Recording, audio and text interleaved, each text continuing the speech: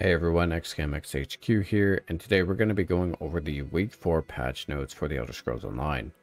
Before we get started though, I do just want to say that I am testing a new audio setup, so if anything sounds different, better, worse, please just let me know in the comments below, and I will be trying to improve as things go on. So generally speaking, in ESO's PTS cycles, Week 4 is where many of the bigger changes happen, if there are any changes to happen before it hits live server. So it says the Elder Scrolls Online v9.2.3 continues to address bugs and feedback within the Endless Archive, with the most noteworthy change being the removal of stages, so you will now fight through 2 stages instead of 3 before encountering a cycle or arc boss. We've also made a few additional adjustments to some class sets and fixed a number of issues involving the group finder. Before we get too far into it though, I do just want to point out that 2024's White Strikes Mayhem event is going to no longer require you to use the Scroll of Penitence Ferocity to get your buffs during the event. So all of these bonuses are now going to be passively added to your character while you're in Cyrodiil, Imperial City, or Battlegrounds. With that said, that means that you're no longer going to be able to rebuff using the scroll before the event ends for an additional 2 hours of double AP outside of the event. Other than that, White Strikes remains largely the same. We do have a few known issues regarding the class sets. So Basalt Blooded Warrior, this set currently does not interact properly with bar swapping while the set is active only on one bar.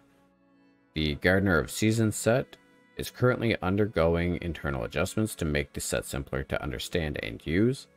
Our goals are to simplify the conditions necessary to enter Harbinger of Fall, while making its action requirement more appropriate for defensive bonuses it offers, since it currently may be needed in the heat of the moment but requires a minimum time investment to enter.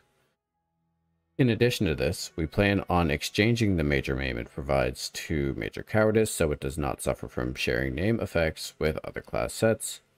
Finally, we plan on reducing the duration of time investment of Harbinger of Fall from 10 seconds to 6 seconds so it's easier to swing between Fall and Spring, while also allowing you to refresh Fall, so if you require more drawn out defensive windows, you still have the opportunity to do so. The Monolith of Storms is currently ignoring line of sight, and a preliminary fix has been found for this set's inability to critically strike but requires more thorough testing before implementing it. Finally, Wrath Sun, this set is currently undergoing internal investigations to slightly reduce its maximum stat count, to increase the frequency of its effects and slightly reduce its passive resource recovery power.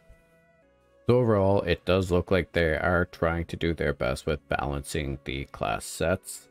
It will be interesting to see how Gardener of Seasons changes, and hopefully Monolith of Storms retains its ability to critically strike because it desperately needs it right now.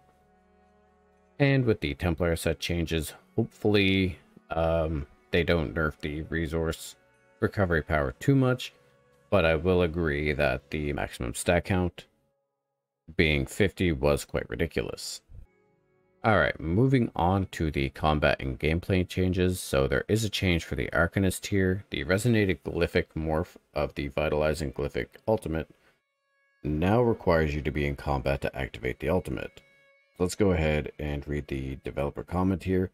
Since this morph changes the target context of what you're summoning to be an attackable enemy rather than the standard ally target, we've found that casting this ultimate morph has been contributing to some of the in-combat state confusion, where players are in combat for simply casting the ultimate even with no nearby foes, while simultaneously allowing others to circumvent while in combat requirements of certain effects like item sets or special abilities. To correct both of these issues, we're making the change to require you to already be in combat before placing the ultimate. This should help remove those pesky situations where you accidentally activate the ultimate while trying to loot a chest and then get stuck in combat with your group. Clamp down on the pre-buffing opportunities it was offering while not disrupting the intended use of the ultimate to act as a powerful heal and buff for you and your allies. Which, fair enough, if it was causing some of the combat bugginess, You know what? Fair enough.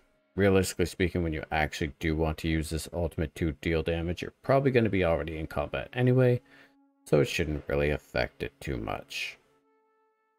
Alright, we also have some itemization and item set changes to the class sets here. Monolith of Storms fixed an issue where this set was treated as single target direct damage rather than area of effect damage, so it's now going to be scaling with Biting Aura, it seems. And Nobility and Decay, this set no longer grants minor resolve and minor protection, in addition to Beautiful Corpse. Instead of those minor buffs, it now grants you a unique up to 12% healing taken and reduce your damage taken by up to 12%, both of which are based on your missing health. So the developer comment reads, much of the feedback from the set has been that the bonuses it provides are not nearly impactful enough to justify its use, despite Beautiful Corpse being an interesting effect that allows for some clever and new uses of the Necromancer toolkit. In order to reinforce the Necromancer's defiance of death itself, we've added more aptly powerful and thematic bonuses to help them gain some potent staying power in battle. This is definitely a step in the right direction. Minor protection and minor resolve are pretty easy to get as a tank, so now that we have unique buffs, Nobility and Decay is certainly much more worth looking at. However, the cooldown for Beautiful Corpse itself is still quite long. Alright, the Soul Cleaver set here. This set's bonuses to damage and healing done with siphoning abilities no longer scale based on your ultimate, and instead offer a flat 18% increase in damage and healing done and cost reduction for siphoning abilities. And the set no longer requires you to actively have 20 ultimate to gain its effects, including the ultimate drain. As such, this set now also applies to the ultimate abilities from the siphoning skill line. This is something that a lot of the community has been asking for. The set, while it may seem a little bit more boring now, also just makes much more sense for what they were originally going for. Now that it actually applies to the ultimate and it's just a flat increase in damage, we'll probably definitely see much more use out of it. So let's go ahead and read the developer comment here. Originally during testing, this set went through many iterations to try and avoid the behavior where the set could enable Nightblades to become incredibly powerful in areas they have not been. Many restrictions and regulations were put in place to attempt to quell issues.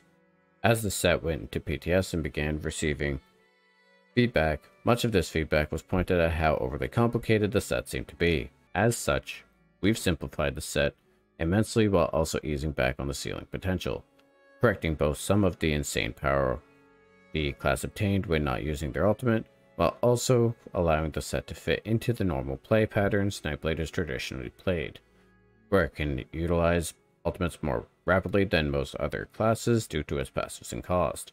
It's our hope that the set still remains impactful at enabling Nightblades to tap into the siphoning power fantasies more effectively, with an outcome that is simpler to use and understand. Alright, moving on to some Endless Archive changes. So you will now fight through 2 stages rather than 3 before encountering a cycle or arc boss. We have seen feedback that stages with non-boss monsters feel fatiguing, I would agree, and so does ZOS apparently. They have decided to remove a stage per cycle to alleviate these concerns. So stage selection is now more varied as you progress through arcs and cycles. You will no longer see the leaving instance countdown timer reset when returning to the lobby. You will now always be returned to the index when all threads of fate have been cut, and you can no longer loot chests you were not present for when the encounter was completed. They re-added the icons for stages and cycles to the Mora's Boon UI, added missing audio effects to the Mora's Boon UI, added animations for players in Werewolf Transformation when selecting verses and transition stages, updated the visual look of materials for Novice Necromancer's book, and fixed some typos throughout the Endless Archive. Portals to the Unknown, so your ultimate will now be filled after completing a portal to the Unknown. Your character will no longer remain slowed if you stealth prior to being charged into a Watcher or Goat in Filer's Wing or Havel's Butchery. You can no longer stealth while transformed as well. You can no longer target your partner with Headbutt while transformed into a Goat in Havel's Butchery. Fix an issue where you get stuck in some portals to the unknown when using the exit portal immediately upon entering. Filer core will no longer reappear if you leave the endless archive and return while in the Filer's wing portal. Adjusted the collision of walls in the Filer wing. The quests Restorer of Theories and Restoring the Resurrected will now properly share credit across the party.